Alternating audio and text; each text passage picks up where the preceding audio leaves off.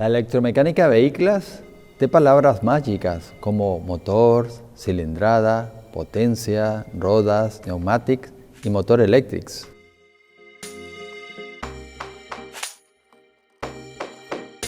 Quan parlem d'electromecànica de vehicles, parlem de circuitos o sistemes elèctrics i electrònics, parlem de motors, parlem de transmissió de força, tren de rodatge, d'esquemes elèctrics, de diagrames.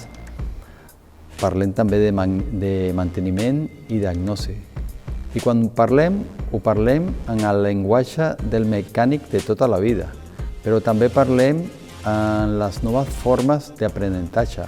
El futur alumne del cicle formatiu d'electromecànica de vehicle les agrada els cotxes i segurament ja han tingut alguna experiència amb vehicles, ja sigui un cotxe de la família o del pare o de la mare. En acabar el cicle formatiu d'electromecànica de vehicles i amb l'experiència teòrico-pràctica, una part del nostre alumnat acaben treballant en tallers de manteniment de vehicles, siguin aquests tallers petits, de barris, concessionaris o de marca, on acaben especialitzant-se en moltes àrees diferents, sigui electricitat, sigui mecànica i fins i tot diagnosis.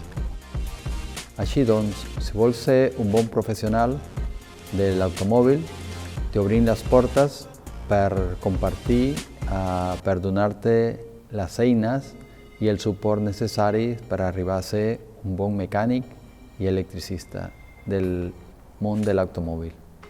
Podeu trobar informació a la pàgina web de l'Institut